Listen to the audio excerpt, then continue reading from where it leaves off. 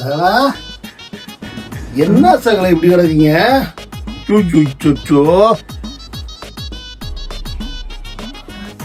என்ன சகல உனக்கு இப்படி ஆயிருக்கு? ஏதோ சண்டையில கை வந்துச்சுன்னு கேள்விப்பட்டேன். ஆமா, எவன் உன் கையை உடச்சான் சொல்லு.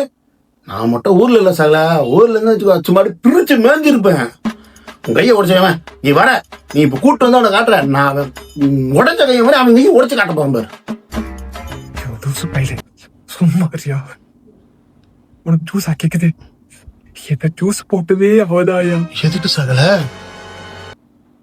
உன் நாள் ஒரு நாள் சாப்பாடுல உப்பு இல்ல, இது எந்த நாய் திங்குன்னு கேட்டேன். அதுக்கு வெளியில ஒரு நாய் திங்குது, உனக்கு என்னடா வந்ததுன்னு சொல்லி என் வலது கைய போட்டு உடனே உடச்சிட்டான்.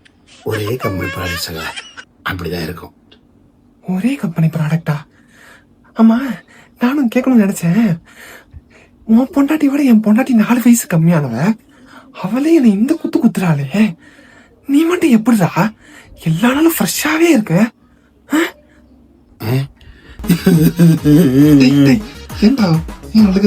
சகல, நீ ஓப்பனா கேட்டதால சொல்றேன். உனக்கு வெளியில அடிச்சதுனால வெளிக்காயம், வெளியில தெரியுது. எனக்கு உடம்பு ஃபுல்லா காயா, எல்லாமே உள்காயம். இந்த மூஞ்ச மட்டும் விட்டுருவா. ஏன்னா மூஞ்சில காய இருந்துச்சுன்னா யார் அடிச்சான்னு வெளில எல்லாரும் கேட்பாங்கல்ல, அதனால இந்த மூஞ்ச விட்டுருவா. பார்க்க ஃப்ரெஷ்ஷா இருக்கிற மாதிரி உடம்பு ஃபுல்லா காயா. பார்க்க முடியாத இடத்துலலாம் அடிச்சிருக்காயா. வேணா காட்டுறேன், பாக்குறியா? யோ, நீ நினைக்கிற மாதிரி இல்லையா, முதுகுல எல்லாம் அடிச்சு வச்சிருக்காயா, அத சொன்ன. முதுகலையா? ஏன் சகல, நம்ம 2 பொண்டாட்டிங்களே இப்படி இருக்கே, இதுங்களை பெத்த அம்மா எப்படி இருக்கும்? அதான் போல நம்ம மாமனார் நம்ம இதுக்கு சந்திக்கவே இல்லை.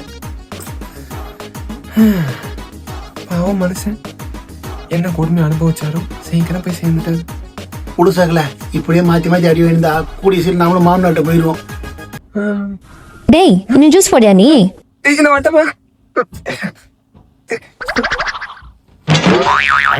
சகலா, இந்த நாளும் நீ தான் ஜூஸ் போட்டு குடிக்கணுமாயா? நல்ல குடுத்து வாக்கப்பட்டோம்.